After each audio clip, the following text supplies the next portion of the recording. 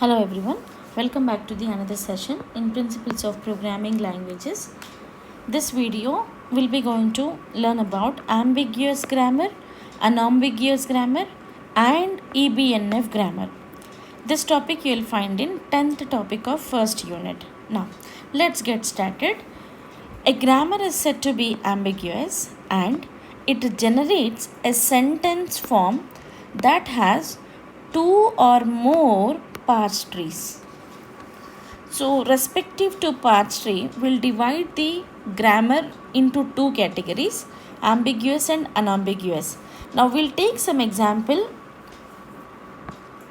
An ambiguous grammar example.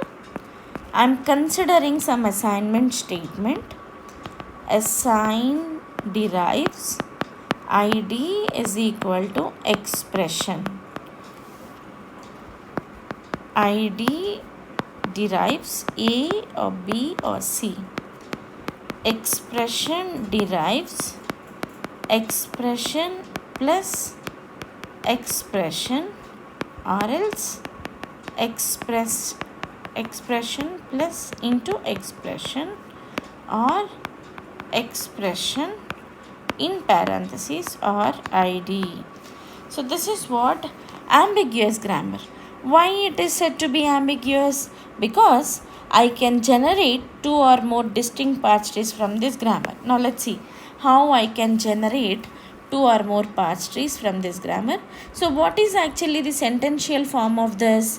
That sentential form is what? A is equal to B plus C into A. This is the sentential form of this grammar. Now, so how many parse trees I can generate? I can generate two parse trees for this grammar. The one is, if I move from this side, then B will get replaced first of all, then C into A is treated as one more replacement. That is what one type of parse tree. The other parse tree is what?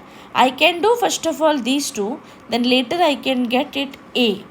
So that is other parse tree. So this sentential form will give you two different parse trees.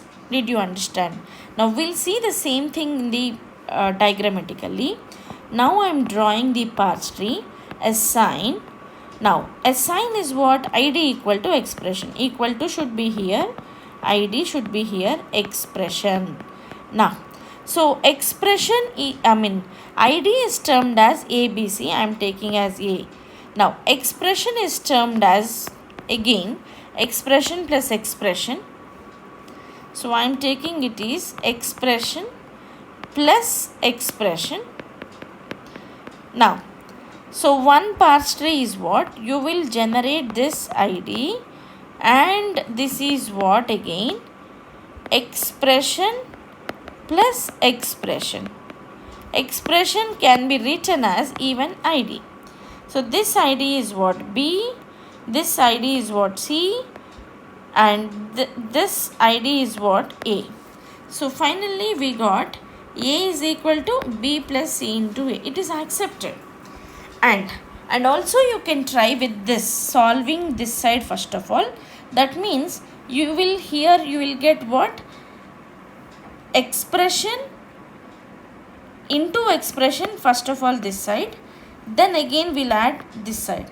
So two different parse trees we can get out of that sentential form. Unambiguous is what? A grammar is said to be unambiguous if and only if it generates only one parse tree. So even we can write an example for unambiguous grammar. The example for unambiguous grammar is same. Assignment id is equal to expression. id is equal to A, B, C.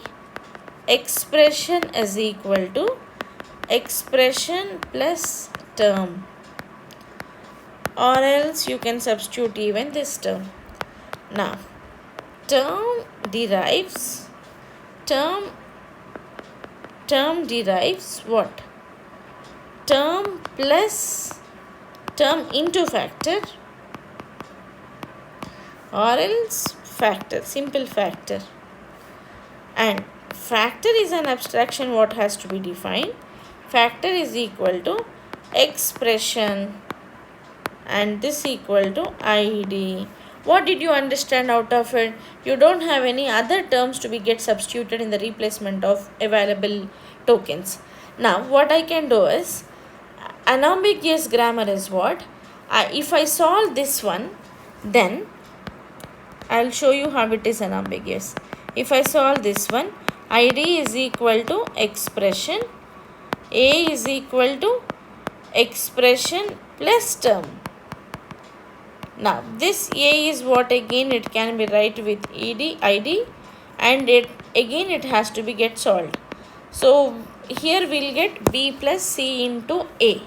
So that is what the unambiguous grammar. Now let's talk about the EBNF grammar. EBNF basically stands for, it is extended Backus-Naur form. It is extension version. Or else you can say this, that EBNF grammar, because of minor inconveniences in BNF, we found some drawbacks what cannot be applied on in the grammar. So inconvenience of BNF, authors has been extended in several ways. Most extended versions are called as EBNF, which is extended Backus-Naur form. So here we do have three rules. The one rule is what? Or else the one symbol. You can say it is a symbol, it is a rule. Now the first is what? Optional part of the rule has to be maintained at RHS side. First rule. The second rule is what? It should uses the braces at RHS side. And the third reason is what? Extension deals with the multiple choice questions. And to have multiple choice questions, we'll use a special symbol which is parentheses. And so these are what three different symbols. Meta language. That means when you go through with this symbol, that symbol will make sure to understand about the documentary of a language. Now, so you can take some example to understand the same. So optional part, I'll give an example. So the example is what? If statement, if expression statement, optional part will use this symbol, right? Now I'll make it clear, more simple. We'll use three symbols. Okay, first is optional part symbol, we'll use square bracket. And the next is what? The second rule will indicate enclosed part, which is optional part. Enclosed part can be repeated, and that is kept in between of bracket. Third is what? Multiple choice options.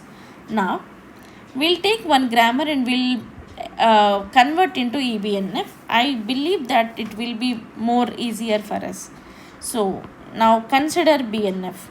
BNF will not have any meta symbols. Only EBNF will have. Expression derives expression plus term. This is very important question. Many times it came in exam. Many times. Term into factor. So it's a question. And we'll use EBNF to understand more clearly. So how EBNF will get converted over here. Now I'm writing about EBNF. So EBNF is what? We'll write the actual rules. Expression, term,